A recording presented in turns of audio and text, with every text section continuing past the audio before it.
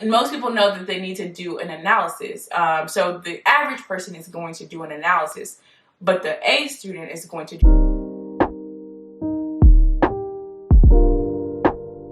What's up, you guys? It's your girl Angela. Welcome back to my channel. Welcome if you're new here. Hey, hello. My name is Angela and I make videos about law school, lawyer life, and all things in between. So today's video, we're just going to jump right in because it is time to get serious, you guys. It is law school final exams season, okay? I'm going to be going through a list of top mistakes that law school students make on their final exam. If you guys are new here, I'm a practicing attorney who, of course, went to law school, and I did really, really well in law school. I graduated in the top of my class as a result of being able to excel at law school final exams. As a 1L, I really found out how to take law school exams. I sort of came up with like a master plan or a master strategy that really worked for me time and time again in law school. I had several instances where I made the highest grade on the exam in a class, and you guys, I'm not the smartest girl, right? I learned the game of law school, okay? I'm not the smartest girl in the room. I just learned the game of law school and law school exams. And the only reason why I'm saying all this is to kind of show my work as far as like why I think my advice will be helpful to you guys, because it worked for me and I have the results to show it. Without any further ado, let's just jump right in. None of these are in any particular order, okay? It's just my thoughts. Okay, so the first mistake people make is not reading the entire fact pattern before they start trying to answer the question. So one thing that I did do is I would always read the call of the question before I started reading the fact pattern, right? Because I wanted to already train my brain into what I needed to be looking for when I issue spot, because I do a mini outline as I go in the fact pattern. But I only did that because I already knew what the call of the question is. So the issue that I've seen with people is they will not even read the whole fact pattern before trying to answer the question. Because they do the first part, right, where they do read the call of the question so they know what to look for, but they're already trying to answer the question without reading the whole fact pattern. Now, what you could do, and what I did, was if I'm reading the fact pattern and I see something that might be battery or might be assault, I'll write a little note, but I wouldn't get married to that before I read the whole fact pattern, because as you guys will see in these exams, professors throw out all sorts of convoluted things, some to distract you, some are relevant. So you should read the full fact pattern before you try to make a full-on analysis. So the next mistake, in my opinion, is huge, and it is not doing the IRAC method when writing out your law school exam essays. This is one of the easiest ways to pick up points, okay? But let me step back and say that one thing you need to think about when doing a law school exam, and I should have said this on my last video, is that all this is to pick up points. The professor literally has a sheet, a grading scale that they're looking to make sure you hit those points in order to grade you, okay? Man, I really should have said that in my last video, but hopefully you guys watched that one and are now watching this. But the whole purpose is to pick up points so you can get the best score. They're tallying up your points, okay? Okay, so now that we understand the purpose is to pick up points, everything that you're writing in this essay should be a grab at points, right? So doing the IRAC makes sense, right? Okay, because the professor is going to say, okay, did they state the issue? Yes, point.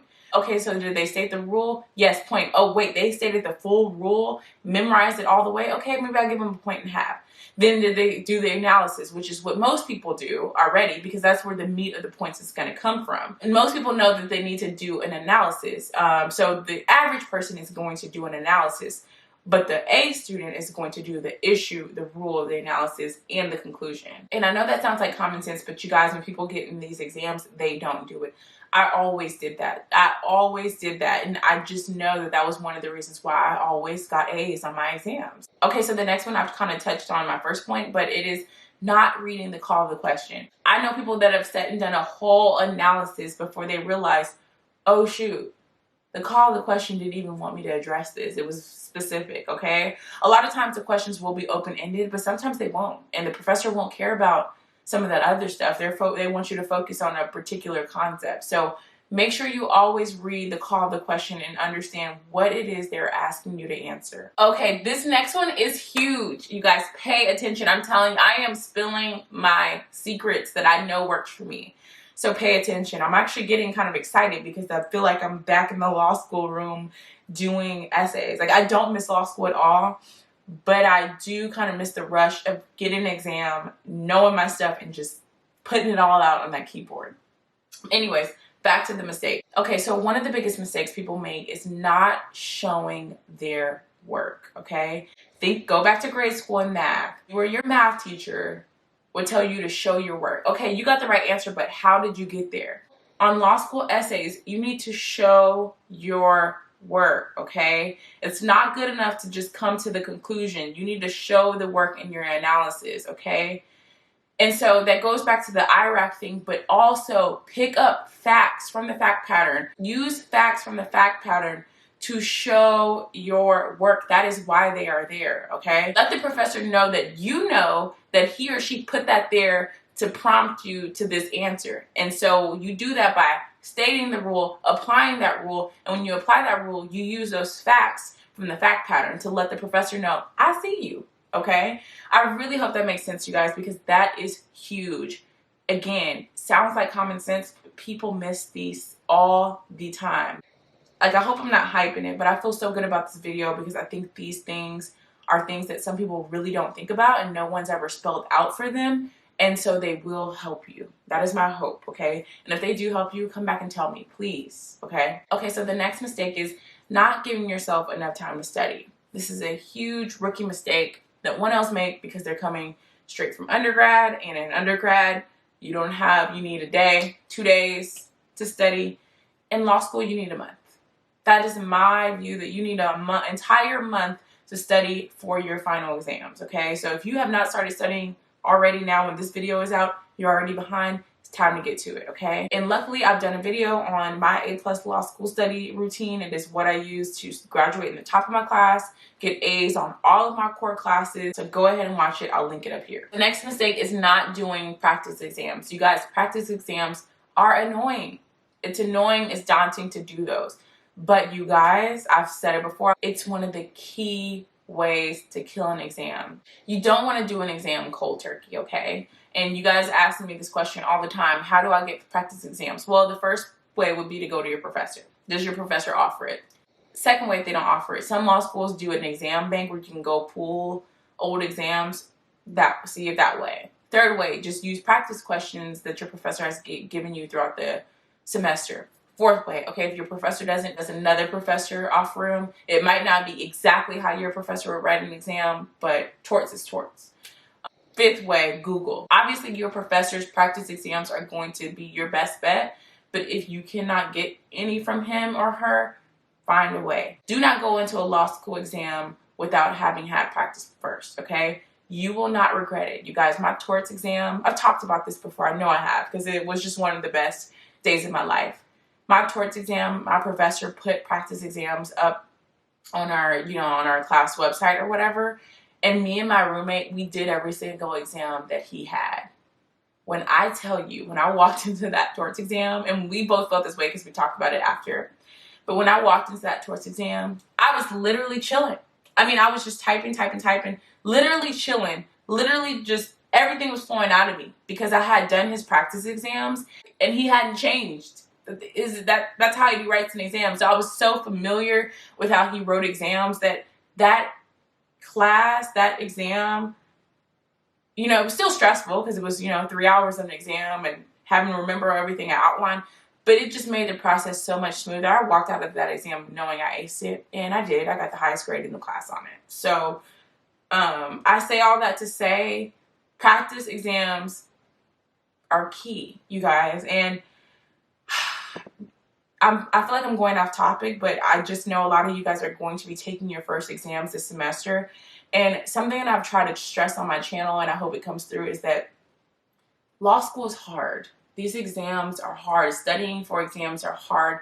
Being disciplined is hard, you guys. But I promise you that discipline for a month every semester is so worth it, okay? The opportunities that I've gotten, the things that I've gotten, I couldn't have imagined getting them. I just didn't even know I had the capacity to get there. And I'm not too crazy to say, a part of it is me. I've worked there, but a lot of those opportunities opened up for me because of my grades. And I only got those grades because I was willing to sacrifice and be disciplined. I'm not saying I'm not smart, but I'm definitely not the smartest girl in the room. I definitely wasn't the smartest girl in some of those classes where I got the highest grade. I just had a strong work ethic. And so I know this is a detour from the mistakes, but you guys, like, I just sincerely want to say this to you. It is worth the discipline now. It will pay off later. I graduated from law school in 2016, and in 2021, almost 2022, I can say I wouldn't be here without those grades. I wouldn't. I just wouldn't. So, for whatever that's worth, let's go back to the mistakes. Sorry for the detour, and I might have to delete this if it's too long anyway.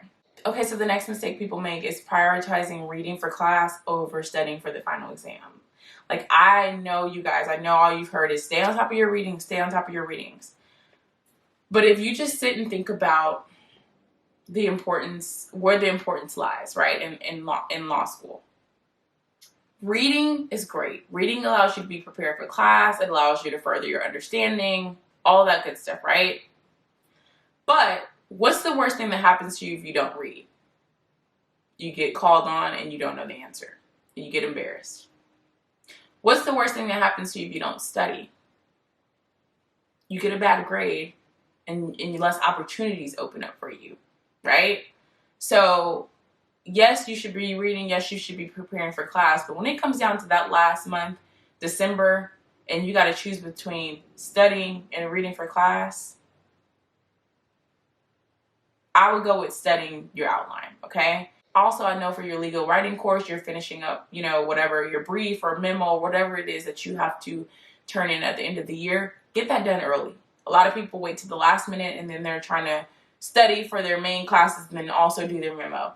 Get that memo out of the way. Get it done, okay? Get it done so you can focus on your outline and then prioritize studying over class assignments such as reading. Everybody might not agree with that.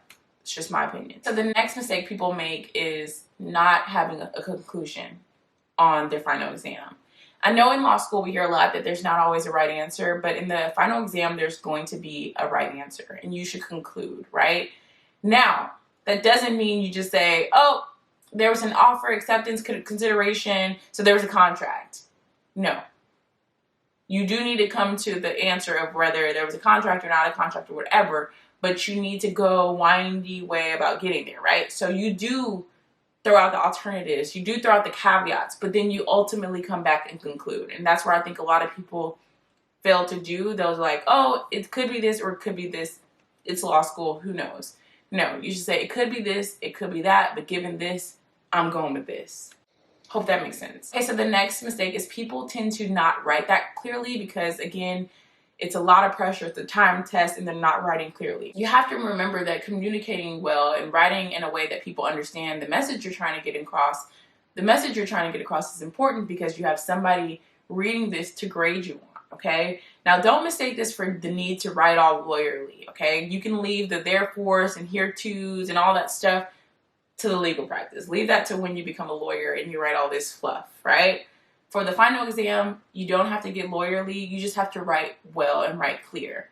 My way of doing this is always following IRAC, okay? IRAC keeps you structured. It keeps you in line. So I would just follow IRAC and just make sure you're writing clearly. Like I said in my last video, majority of people use the exam software where they type. So there is spell check and all that stuff like that. Use spell check. Use what you got to use to present a clear, well-communicated essay answer. You'll notice that most of my advice is based on essays just because essays is the most common exam you're going to find as a 1L. The next mistake people make is memorizing but not understanding the concept, okay? Now, I am a firm believer in memorizing. I know there's people out there who says, you don't need to memorize, you don't need to memorize. I memorized everything, okay?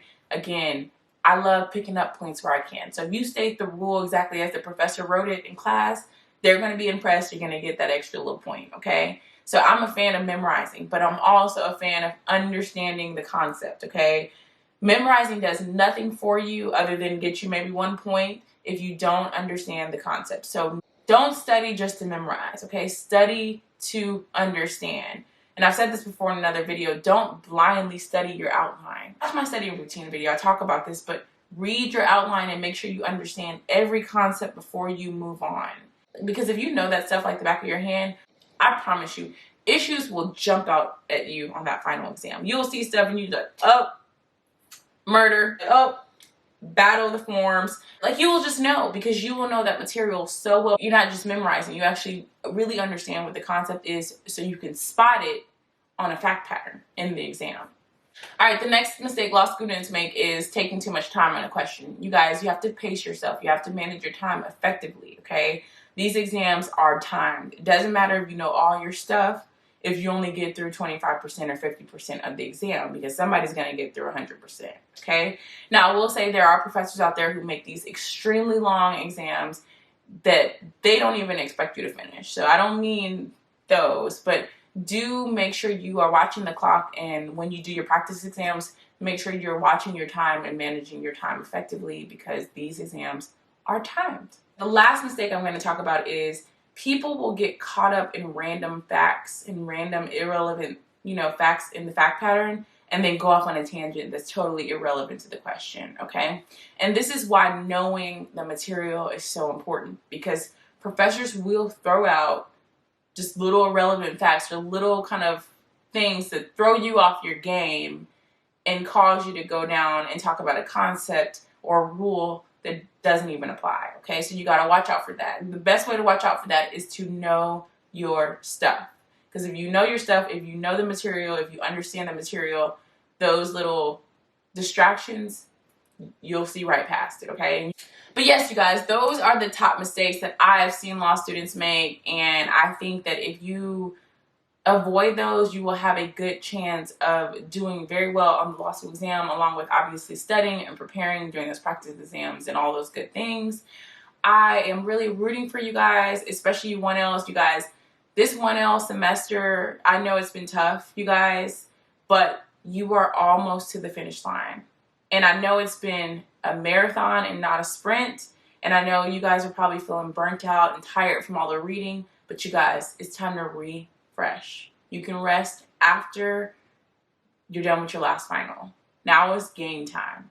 So take this advice, take your outlines, take the advice you see from others that you trust, and get to it, okay? And come back and let me know about the wonderful, amazing semester you had and the great grades you got, so I can be happy for you guys. And yeah, I'll see you guys in the next one. Don't forget to like, subscribe, share the video with your law school classmates, comment down below and let me know if this was helpful for my current law students, for my lawyers. Please comment down below your advice for the law school exams. Help our law students out. We all want to see each other succeed. This is a community where we want everyone to succeed and support one another in their legal journeys, all right?